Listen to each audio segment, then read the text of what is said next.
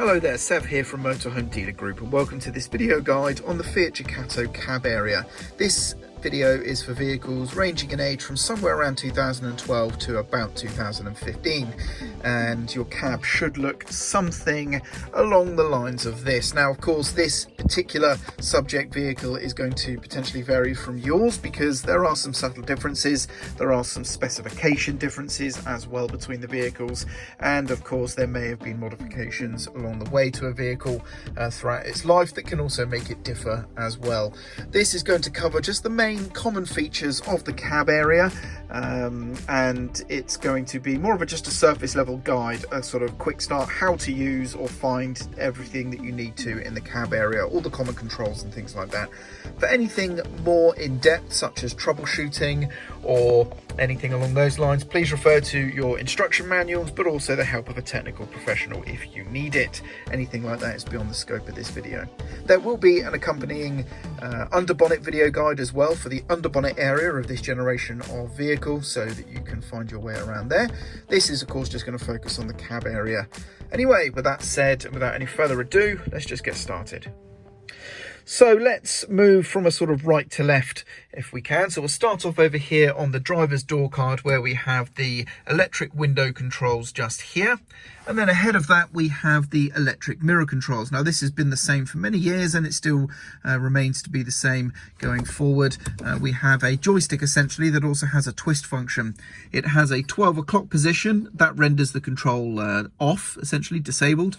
And then we have an upper and a lower arrow on each side, and that corresponds to an upper or a lower mirror on each side of the vehicle. So if we turn to the upper right, that means by wiggling the joystick now, we will operate and adjust the upper mirror on the right, and this would be for the lower mirror on the right, and then lower mirror on the left, and upper mirror on the left as well. Now, please bear in mind, of course, that you need to adjust these before you set off, but a lot of people make the mistake of thinking that these lower mirrors are for parking, and whilst that can be helpful, that's not their intended function. They are actually intended to be blind spot mirrors. So as you can see, this one already is pointed too far down, so actually it should be, and I can't do it because I don't have the vehicle's ignition on. So now I have the ignition on, I should be able to adjust that mirror, and it needs to be much more up at the typical road level, okay, because it is designed to be a blind spot mirror. But anyway, that's the electronic mirrors. We then move on to these controls just here. So what we have is your headlight angle adjustment, up or down buttons, which of course adjust the headlight. Now again, if I pop the key in the ignition, turn on the power, you can see when I turn on the headlights, we then gain this little display here, or part of the display, which shows our headlight and then a number right next to it. If I just turn the volume down on the stereo, there we go. Right, and as I press up or down on these buttons here, we'll see that number changing, as you can see, as we adjust the angle of the headlights. And the keen-eared of you may have heard, I don't know if it's been picked up on camera, but you can also hear the motors operating the headlights when the engine's off. Now, of course, this is something that you adjust depending on how heavy you are as a vehicle, so that as the vehicle gets heavier and tends to sink on the rear axle, it's going to raise the headlights, which of course could dazzle oncoming drivers. You're supposed to lower your headlights accordingly to counteract that. So that's that function right there. Then we have these buttons here, which is your very simple settings menu that you can access. So if I press mode, the dashboard area, or the little binnacle display there, is going to change to a menu, which you can see there. And then I'm going to use those up and down buttons next to it, and I can play around with options here. So you've got speed buzzer. If I press mode, that's going to take us in. That acts as an enter button, and we can press on. And then I can choose the speed I want that to cut in at. So that means at 80 miles an hour, we're going to get a little beep now to tell us that we're going too fast, basically. And you can set that to whatever speed you like. Turn it off again, just simply select off, and that's it. Trip B data, so trip computer B, I can decide whether or not we have trip computer B as information or not. I'm going to turn it off. Some people don't use trip computers that much, some people still do, and it can be nice to have two trip computers to compare information. Set the time. Well, that can't be any easier. We choose whether or not we have 24-hour or 12-hour, and also we can actually set the time as we see fit just here. So it's very easy to set that. We then have set the date, which of course is very obvious. We go year, then month, then day. And of course, just use the up or down arrows to set those accordingly, pressing mode each time to confirm your selection. Auto close, we can choose whether that's on or off. I believe from memory that is locking the cab doors once you set off in motion, I believe, but refer to your manual because I may be incorrect there. Units, so this is going to be units of measurement, and we can change those depending on whether we're looking at distances, consumption or temperature. So for temperature, of course, we can change between Celsius and Fahrenheit. Consumption is only giving us the option of miles per gallon, interestingly, and then distances, whether we're working in miles or kilometers. So language, that's going to be obvious. Change your language there. Buzzer volume, this is just how loud you want the buzzer to be when there's an alert or something that you need to be mindful of. Button volume, I believe that's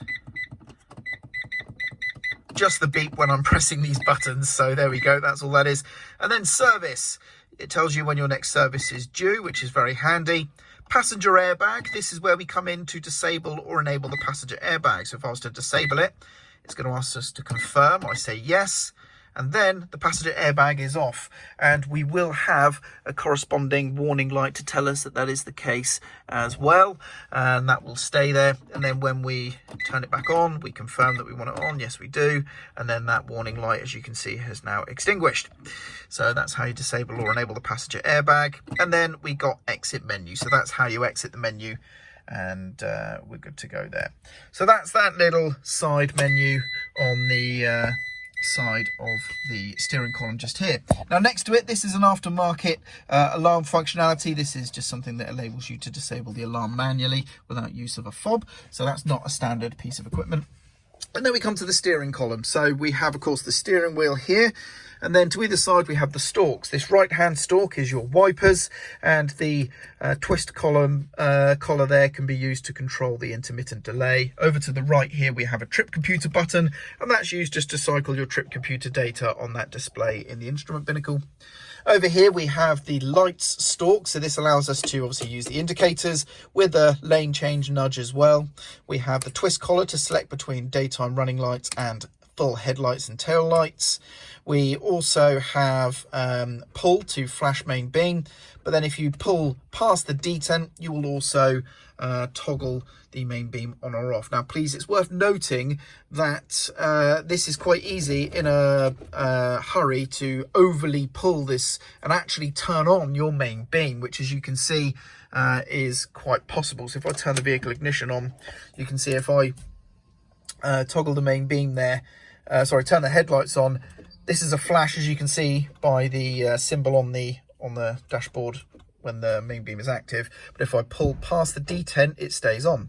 Okay, but if I was to flash quickly, I could accidentally leave the main beam on without realizing. So please either just be very gentle when you flash somebody on the road, or if you have used your flash function, just care to take a moment to glance at your instrument binnacle and just ensure that you don't see the blue symbol there showing your main beam is still on. Anyway, so that's the steering column, very, very easy. And then down here, we've actually got, one more thing, we've got the cruise control. So this here is turned on using the twist collar from off to on, and then we set our speed by nudging down.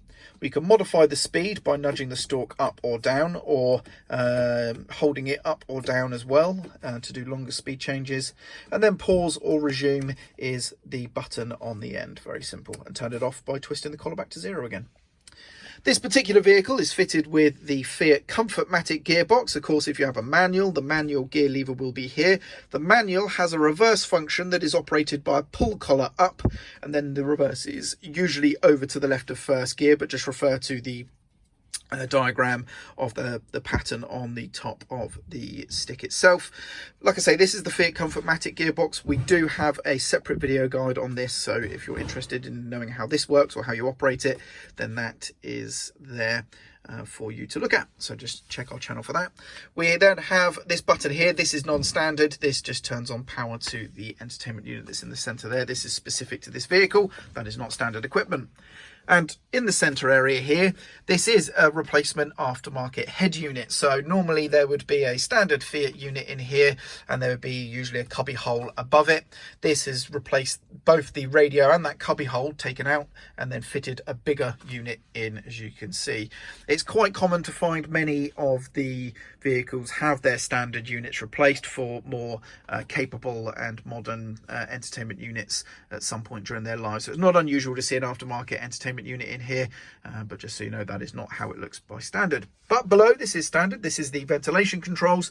We have outer dials and inner dials on each side. So the left outer dial is your temperature, the left inner dial is your fan speed. Then we have the the right outer dial is your fan position, and then the right inner dial chooses between recirculated or fresh air. This toggle button here in the center is for air conditioning. If you don't have this toggle button, then of course you don't have air conditioning fitted to your vehicle, but that's where it is if you do. Down here we have some additional buttons as well. In the center, it's pretty obvious, that's your hazard warning lights. Over to the left here, this is the heated mirror element, so this will allow you to demist your mirrors, but it can, in some vehicles, also demist the rear window if that is applicable to your vehicle. This here is the rear fog light. We then have over here lock and unlock the cab. Okay, so sometimes on some vehicles that have aftermarket alarms fitted, this would be what you would use to lock the vehicle at night when you're still in the vehicle, because if you use your vehicle fob or the alarm fob, you'll probably lock the vehicle and set the alarm at the same time, which can of course wake you up as soon as you move, or your neighbours and things like that. So that's quite handy to have those controls just there. On some vehicles, there may be additional buttons here as well. Again, if you do, we have additional video guides on our channel for those functions as well. Underneath here, we have a lockable glove box. This one has a fire extinguisher inside, but that's not obviously standard. That is applicable just to this vehicle only. And just where you see that just there, on some vehicles, you can have a USB socket fitted there, which can be useful. This particular vehicle does not. Down there we have a additional glove box. That one is non-lockable. Up the top here there is a cubby hole, as you can see there. That is also ventilated by the main cab vents here as well. We have a clipboard here. On some vehicles you can pull this up and it can raise, but if you try and pull it up and it doesn't move, then yours doesn't, and it is just literally this spring-loaded clip here is all that it does. This particular vehicle also has integrated cab blinds for the side windows and also the main windscreen. If your vehicle has these as well, please be mindful. These are usually very fragile, so be very delicate and gentle with them. Otherwise, you could break them if you're a bit too forceful or eager with them.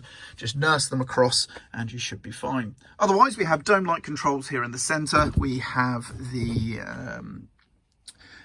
sun visors, of course, all pretty standard stuff at that point.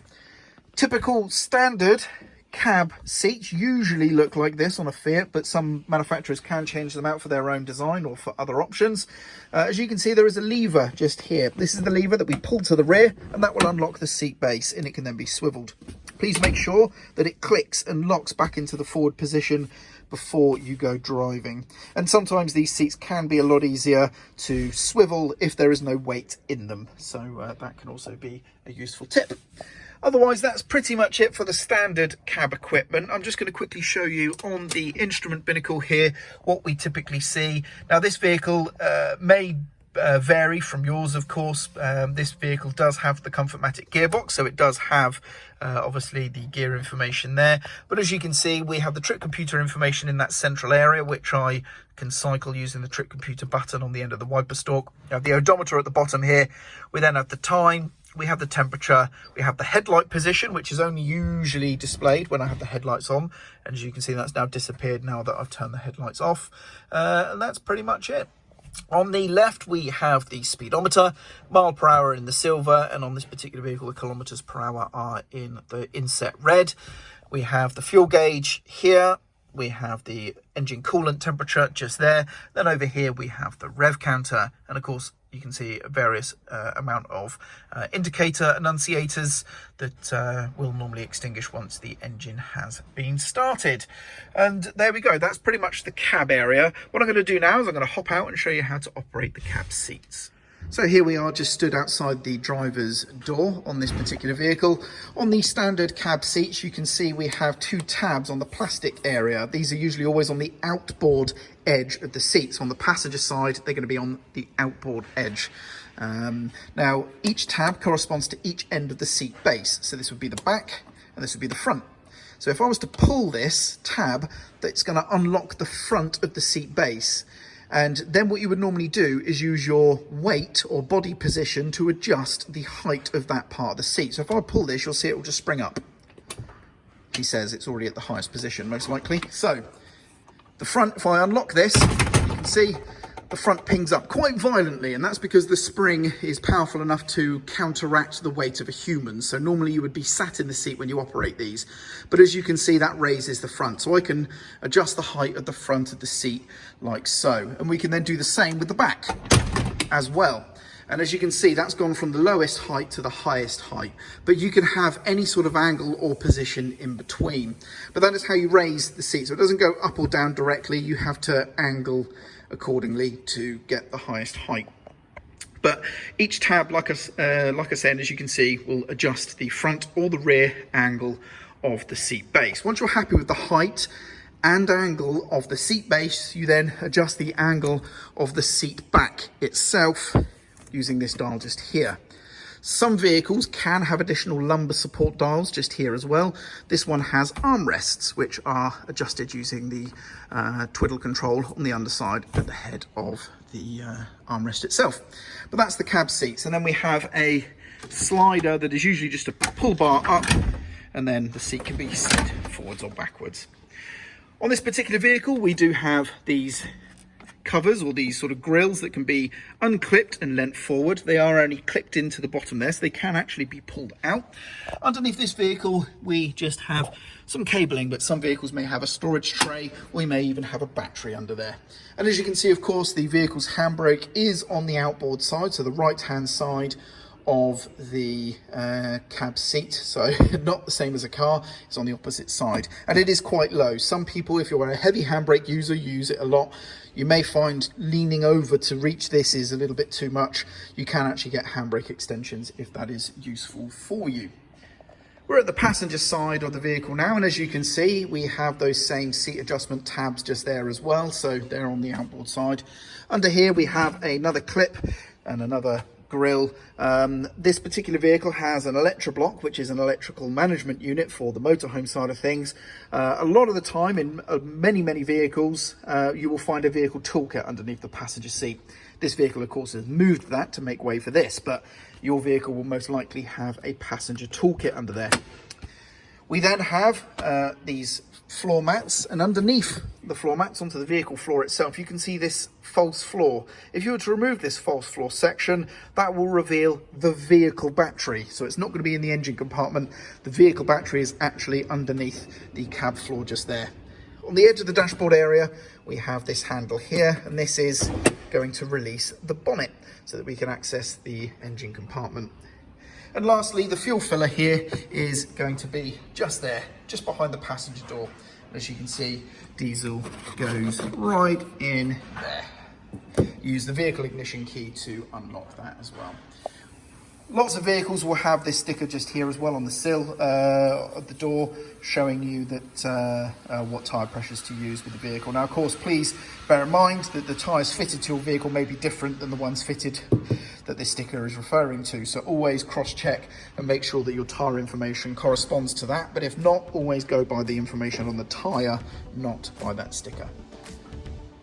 So there we go, that about wraps up the video today, but hopefully now, as a result of watching this video, you understand where all the important controls are in your cab and how to use them. As mentioned, if you want information about the Fiat Comfortmatic gearbox, we do have a video guide separately on that. There's also one for the underbonnet area of this vehicle too, and also if you have different controls here, then we have a video guide on those specific controls as well. But otherwise, hopefully this video has been useful for you. I'm Sev, and thank you very much for watching.